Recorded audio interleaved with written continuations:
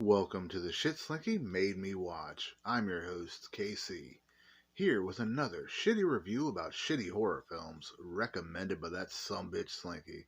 Here to talk to you about The Mutilator. It was released in 1984.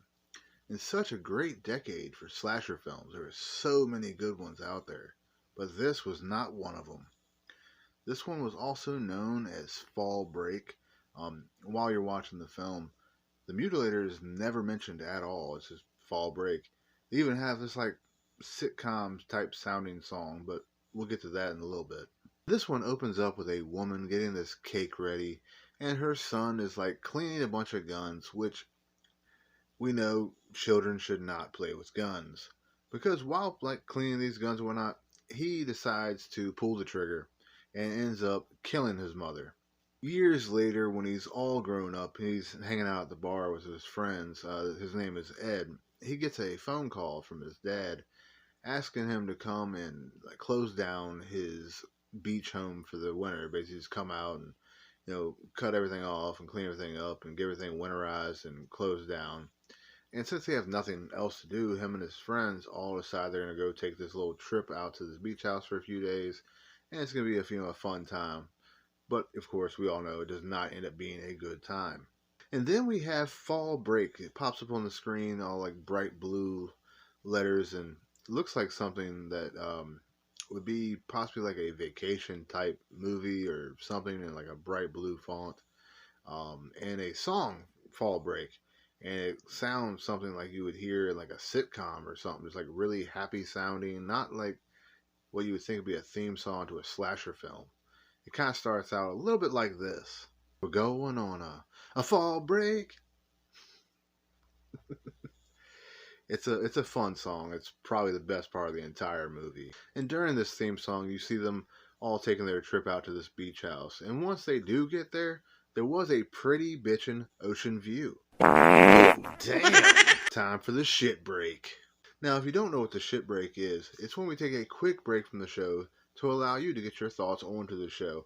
All you have to do is join our Facebook group, Horror After Midnight, and comment on the discussion thread posted once a week, and you will get your thoughts onto the show. Also, there's a weekly meme contest. All you have to do is make up a meme about this week's episode, post it in our Facebook group, Horror After Midnight, using the hashtag ShitBreak. You'll be entered to win all kinds of cool prizes.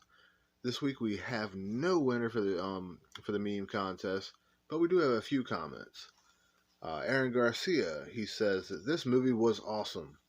Hey, Aaron, I'm sorry, but I cannot agree with you there. The song was awesome, but the movie, no. Then we have Michael Spinelli. He says, love that cover and tagline. It totally captured me.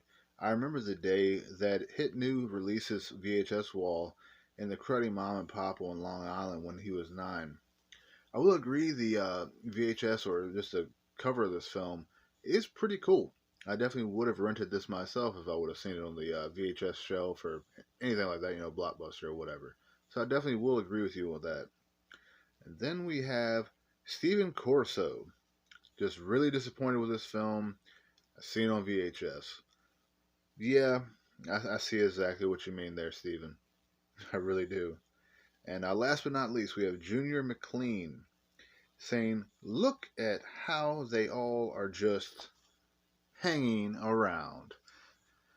Now let's get back to the show. And then we have some skinny dipping that leads to one of them being killed. And then after this, we have some of the worst acting ever in any horror film, I believe, with someone being killed. It was laughably bad. It just like the macho looking kind of guy, the blonde, he just could not act at all. While getting killed, he's like, I don't even know exactly how to explain it. It's just kind of like,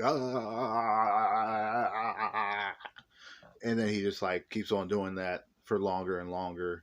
It's just like, just go ahead and die. Like, die already. He's probably famous just from how bad this acting really was.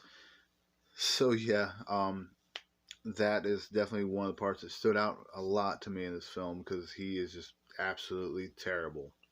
A little bit later on, while they're all hanging out together inside the house, one of them suggested they go and play Blind Man's Bluff. And it's basically like an adult version of hide and go seek, but basically where you pick one person to be it and they sit inside the house with all the lights off and everyone else goes outside and drinks a beer. By the time they finish their beer, they all come back inside and try to find this person in the dark. So that's actually a kind of cool game for like adults, to play like hide and go seek, and it's not, like it's just more adult. I thought that was interesting, kind of a cool game, but for the movie, it wasn't really needed. While they're walking around trying to find people, you can actually see that the sun is up and it is very bright inside the house, and they're all like trying to feel around and act like they can't see. So that part did not really work out too well. It would have been a lot better if it was actually dark in the house. After their friends have been missing the entire night, they finally all decide they're going to go out looking for them and end up running into the killer. And in this movie, they do not hide who the killer is at all. I'm not going to spoil that now, just in case you want to go check this out. But for this one, we have 6 1/4 dead bodies, 2 breasts. For this one, I give it 2 shit stains. Case says check it out.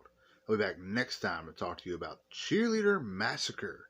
As always, I'll see you guys next time. Stay classy, folks.